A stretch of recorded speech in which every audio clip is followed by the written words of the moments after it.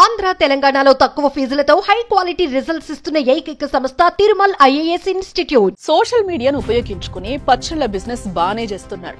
Taste ఎలా ఉంది, ఆర్డర్లు ఎలా వస్తున్నాయో మనకైతే తెలీదు. కానీ మాటలే కాస్త అదుపు తప్పాయి. నోరు మంచిదైతే ఊరు మంచిదవుతుందనే సామెతను మర్చిపోయారు. వ్యాపారం ఏదైనా దేవుడు కస్టమరే అని ఆలోచన చేయలేకపోయారు. ఫలితం కళ్ల ముందు కనిపించింది. దెబ్బకు దిగొచ్చారు. ఇప్పటికే మీకు అర్థమైపోయి ఉంటది ఎవరి గురించి చెప్తున్నామో. ఎస్, వారే అలైఖ్య చిట్టి పికిల్స్.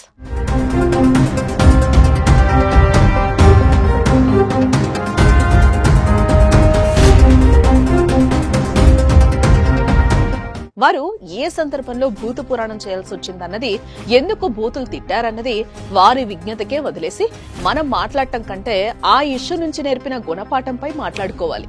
సోషల్ మీడియాను ఫాలో అయ్యే వారికి అలైఖ్య చిట్టి పికిల్స్ గురించి ప్రత్యేకంగా ఏం చెప్పనక్కర్లేదు. ఇన్స్టా, యూట్యూబ్ లో మీరు చాలా ఫేమస్ కదా. రాజమండ్రి కేంద్రంగా పచ్చళ్ల వ్యాపారాన్ని అలైఖ్య చిట్టి పికిల్స్ పేరుతో ఓ యువతి కుటుంబం నిర్వహిస్తోంది. తండ్రి చనిపోయాక అన్ని తానే ముగ్గురు సిస్టర్స్ విజయవంతంగా రన్ చేస్తున్నారు. ఉపాధి కోసం మహిళలు సొంత వ్యాపారం చేయడం తప్పేం కాదు. ఆ విషయంలో మహిళలు ముందుకు రావాలి, నలుగురికి ఆదర్శంగా కూడా నిలవాలి. ఆటుపోట్లను సవాళ్లను ఎదుర్కొని ఓ ముందడుగు వేయాలి. ఇలా ముందడుగు వేసి అలైఖ్య పికిల్స్ ప్రారంభించడాన్ని అభినందించాల్సిందే. ఆ వ్యాపారాన్ని సోషల్ మీడియా ద్వారా విస్తరించిన తెలివికి హ్యాట్స్ ఆఫ్ చెప్పాల్సిందే. ఇందులో నో డౌట్ కూడా. కానీ వ్యాపారంలో కస్టమర్సే దేవుళ్లుగా అని కొటేషన్స్ ఇవ్వడం కాదు, వారితో మర్యాదగా మెలగాలి కదా. ఆ విషయాన్ని చిట్టి పికిల్స్ మర్చిపోయారు. కస్టమర్స్ పై భూత పురాణం అందుకున్నారు. ఏదైనా వ్యాపారం విజయవంతం కావడానికి కస్టమర్ విధేయత కీలకమైన అంశాన్ని మర్చిపోయారు. తమ బ్రాండ్ ఎదగడానికి, అమ్మకాలు పెరగడానికి, పదే పదే కొనుగోళ్లకు తిరిగి రావడానికి కస్టమర్ లాయల్టీ అనేది చాలా ముఖ్యమైన ఆలోచన లేకుండా ప్రవర్తించారు.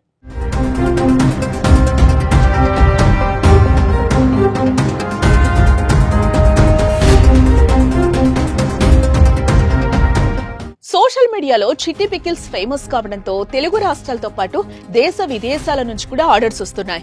ఈ నేపథ్యంలో వారు ఓ వాట్సాప్ బిజినెస్ అకౌంట్ ద్వారా ఆర్డర్లు తీసుకుంటున్నారు. ఇటీవల ఓ కస్టమర్ ఆ వాట్సాప్ అకౌంట్ లో పచ్చళ్లు మెనూ చూసి ఇంత ధరలు ఎందుకున్నాయో అంతుబట్టడం లేదని ప్రశ్నించాడు.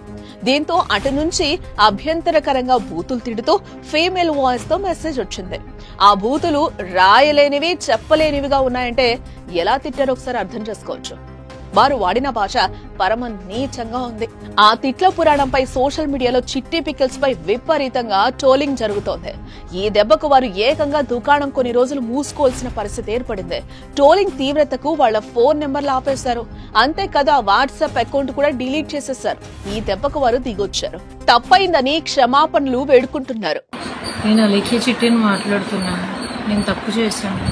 ఎవరినైతే ఇప్పటి వరకు నేను తిట్టానో వాళ్ళందరినీ సారీ అడుగుతున్నాను. నేటి కాలంలో ఆడపిల్లలు గంభీరంగా ఉండాలి. అవమానించినా, అసభ్యకరంగా మాట్లాడినా వారికి సమాధానం ఇవ్వాలి. దాంట్లో ఎటువంటి తప్పు లేదు, డౌట్ లేదు. అది తప్పని కూడా ఎవరు అనరు. కానీ మన నాలుక అదుపులో లేకపోతే కష్టాలు తప్పో. అందులో నోటి నుంచి వచ్చే ప్రతి మాట ఆచితూచి ఆడాలి. మన మాట తీరులోనే మనలో ఉండే సభ్యత, సంస్కారం బయటపడతాయి.